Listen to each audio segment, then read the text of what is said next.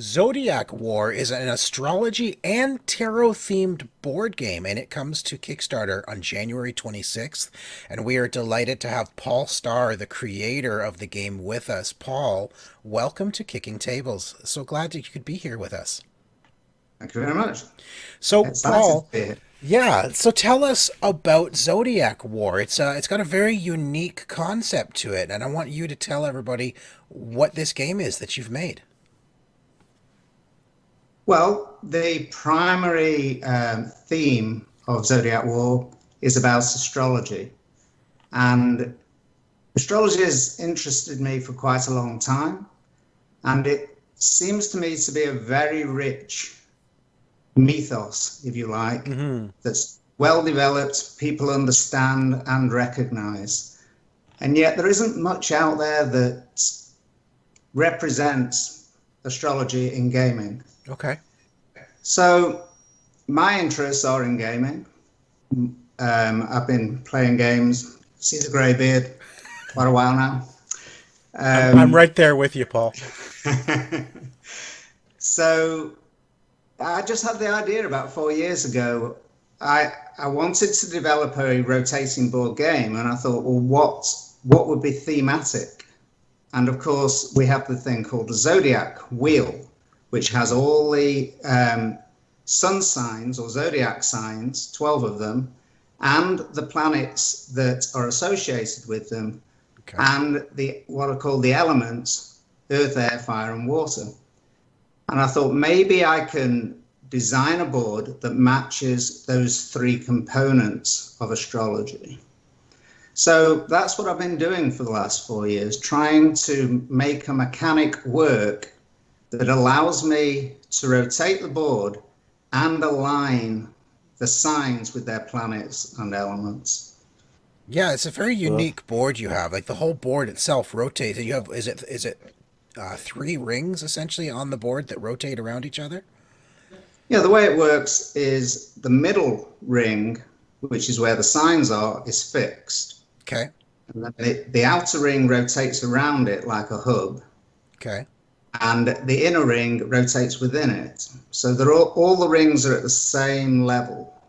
They're not stacked on top of each other. Oh, I see. So, okay. but there's only two rings that rotate. The third is fixed. Wow, Okay. that is really cool mechanic for a board game. Like literally the board is shifting as you play. Yeah. Yeah. So tell me, like, you've always been interested in astrology? Did you go into this thinking, I want to make a game that works with this theme, or did you like, I want to make a game, and then you came up with that theme? And the other thing I need to know is, as a Scorpio, do I have an advantage in any way?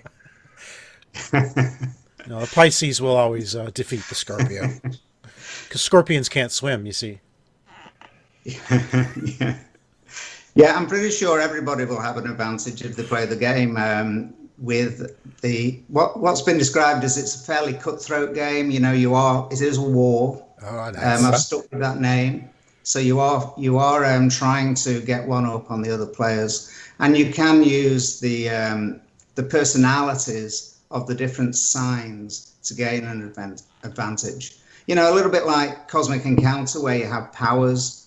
It's the same with these 12 signs. They have their own unique power. Okay. I'm not sure that answered your question, though, because your first question was what made me come up with this idea. Yeah. And it's really, you know, if I go back to my teenage years, I was interested in astrology then, but of course it was pre-computers, pre-internet, Hmm. and I played a lot of board games. Particularly, I was in England. It rained a lot. You know, you had to do something while you're inside. Um, so that's what I did. And then when I went to university, I started playing Dungeons and Dragons, and I wrote a whole campaign around astrology, which works really well. Oh, And then nice. I sat down about 4 years ago, and I was thinking, I'm going to do something else with astrology because that was cool. And I just started on Kickstarter as well. I was buying everything on Kickstarter, and I came across a rotating board game on there, Oh, and I nice. thought, yeah, I think I can do this better. I thought, Okay. and with astrology, I can make a game that not only would be interesting for gamers, people who like the confrontation of a game, but for the more spiritual people in astrology, you know, something that would appeal to them, a new audience, if you like. Right. And so my mission was to make a mechanic that appealed to gamers while remaining loyal to the theme of astrology. Yeah, that's pretty awesome. And speaking of that theme, like your campaign at the campaign on Kickstarter, your preview page that's there now, it actually says the Zodiac War is true to the principles of both modern astrology and tarot. Can you explain what that means? Expand on how you've made a game that remains true to both tarot and astrology. Yeah, so the thing with astrology is it's old. You know, astrology predates Kind of astronomy. like us, right, Paul? Yeah, it's just a little bit older than us. And it's something like 4000 BC, the Babylonians started observing movements in the sky, and they developed this whole astrology of how those movements can affect what we're doing on Earth. And later, tarot came along much later. It was in, I think, the 13th century. It was developed from a game called Tarocchi, which is an Italian card game. And what was unique about that card game is it didn't have 4 suits, it had 5 suits. Okay. And those 5 suits of Tarocchi became tarot over time. Oh, interesting. And a tarot deck has 5 suits. They're called arcana. And the major arcana are the suits, is the suit that most people recognize. You know, it's the death card and the tower card and the star card, and you know, the things you see in the movies when they're sort of predicting what's going to happen. And then the other suits are called minor arcana, and that's 4 more suits. They're called cups, swords, wands, and coins. Okay. And those 4 suits are very similar to a normal playing deck, except there's actually 14 cards in each of those suits. In addition to the king and queen, they have a page and a knight. Oh, nice. So there's okay. 4. Yeah. So in terms of this game, the way I've used the tarot deck is a proper full tarot deck of 78 cards. And the way I've used that is those cards are played in order to move the board. It's the tarot cards that are played to move the board, and they have symbols on them that tell you whether you can move the board or whether you can take the currency of the game, faith, and you decide how you're going to play those in order to develop your own strategy. In addition to that, you have the major arcana, you know, the if you like, the trump cards. Right. They have special abilities based specifically on what they normally mean in tarot. So you can play those differently, and they give you major advantages, almost like extra powers that you can play with the major arcana. Yeah. All right. One of the first things that really stood out to me when I was taking a look at the game was the art. The art is absolutely stunning. Can you talk to us a little bit about the art and how important it is to have art that really sort of matches, the theme and feel of your game? Yeah. I don't know if you've looked at the history of the game, but some of my early art, which was all me, was awful. But I did have this vision. I did know what I wanted. My vision was really going back to the Dungeons and Dragons theme, in that I thought it'd be cool if I could portray each of the signs as like a character class. You know? Okay.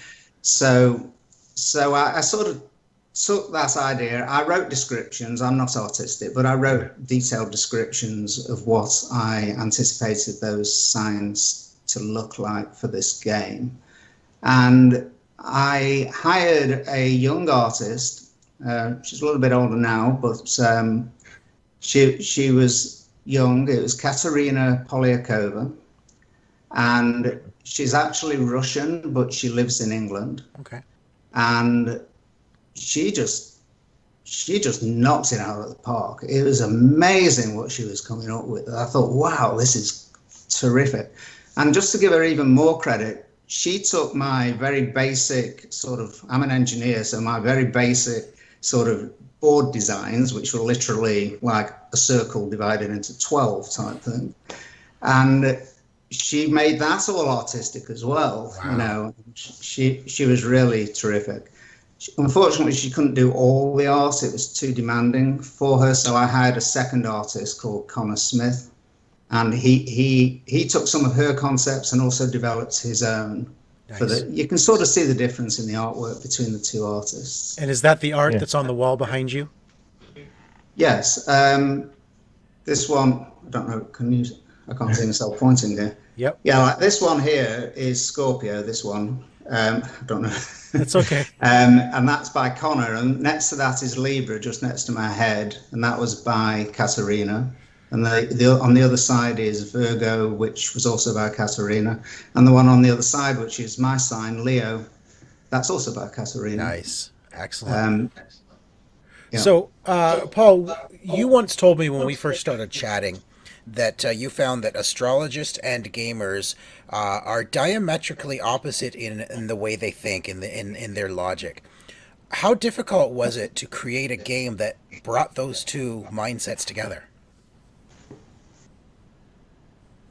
Well, I'm not sure I totally wrapped them together. But it has been an education for me. I know how gamers think. You know, I am a gamer. I know we're logical. I know we like to win. I know we're competitive. I know we like cool stuff. But delving into the more spiritual world of astrology, people are, you know, really, really, really very nice, actually. They're very, I don't think they're that competitive, you know. So, and I did get comments when I was pitching this game to astrologers that, why are you calling it war? Can't you make it something nicer? You know? Okay. And I'm sort of going, yeah, I get you, but I just think Zodiac War sounds cool, and it is going to be a battle. It's a game. Somebody's got to win, you know. And I sort of liked the name, so I never changed that. But I did work hard to appeal to the astrologers by ensuring that I was loyal to what astrology is all about. Okay. And they like that. They appreciate that. They appreciate the art. They appreciate the components of it that can be used as an educational tool for people interested in astrology, or even people who aren't interested in astrology. Right. Now, I want to take a step back again and go back to the game itself, and I want to understand, like, of course, you said it's a war, but what are players doing in the game, and how do you win that war? How do I defeat Tico? Never going to happen, but... Well, the goal of the game is every sign, of course, is based on a constellation. That's where they get their name from. And the sky is divided into 12 sectors, and each sector belongs to each of the constellations. That's what astrology is all about. And therefore, what we're competing for by turning the board is to get to what I've called star crystals in order to illuminate our constellations and make our constellation the brightest in the sky. Okay. So it's not really a fist fight. It's a strategy combat to be the brightest constellation in the sky. Okay. To do that, we have to manipulate the board, and you can only buy star crystals if you get what's called a perfect alignment. And a perfect alignment is when you match your sign with your planet and your element. Okay. And only then can you buy a star crystal. That's cool, and that's where twisting the board or rotating the board around. You're fighting with the rotating the board and getting it to a position you need in order to buy a crystal. And That's other people, it is played in turns, but the other players can interrupt your actions to try and make it harder for you. of course, Yeah. Okay. which Tico Yeah. will do every chance he gets. Abs- a Scorpio will have to do that. It's part of their nature. That's how it works. Yes. Yes. So, can you tell us a little bit about, maybe about your campaign? Can you tease any of your stretch goals? Are there any expansions in the works, possibly? I do have stretch goals, but for now, I'm focused on a successful campaign. Okay. It was over a year ago I first tried to pitch this game on Kickstarter, and I got it horribly wrong. So I've been working a lot harder to try and build an audience and do more reviews, more things like this, Okay. and to get it more well known. Yes. In terms, so really, I want to make this game, and it is the first game I've designed, and therefore I want to try and make this campaign a success. So I'm focused on achieving my first goal, but I do have stretch goals. The first one's going to be easy to achieve, and that is to improve the finish of all the components in the game to a linen finish, because I think that will look really cool. Right. But then I don't want people to think that by having stretch goals, they're not getting a complete game. It is a complete game. Right. Yeah, the stretch goals will be more cosmetic and, making it improving quality. Quality improvements. Improving quality and adding components that are cool rather than necessary to play the game. Yeah. Very nice.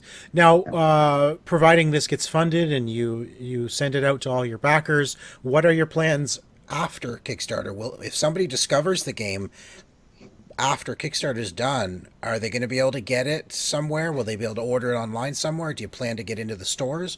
What are you hoping to do there after the Kickstarter campaign's done? My immediate goal is to make the game. So, yeah, at this moment, I consider this to be exclusive to Kickstarter. Okay. I will, if, for example, I exceed the goals, I will obviously order games based on what's the most efficient and cost effective. Right. And therefore I may have surplus stock. But my immediate goal is this is a Kickstarter exclusive Okay, game. so anybody who wants the game, get in on the Kickstarter now to ensure you get a copy, because no guarantees it'll be available afterwards. That's fair. Correct. Awesome. Yeah.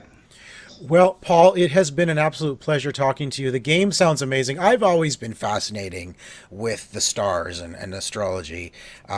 It's always fascinating me. I love space and all that, and of course constellations.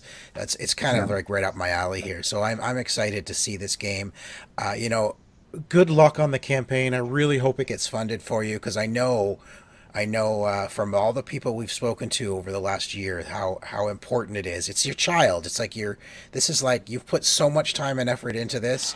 So again, thank you for being on the show, and good luck with the campaign. Everybody go check it out. January 26th is when it starts. Go back Zodiac War, because it sounds very cool. Paul, thank you. Thank you very much, guys. I appreciate it. Thank you, everybody, for watching this preview of Zodiac War. Please go ahead and visit the Kickstarter and back this game, because this is a once-in-a-lifetime opportunity. Also, please subscribe to OMG Nexus. Thank you very much.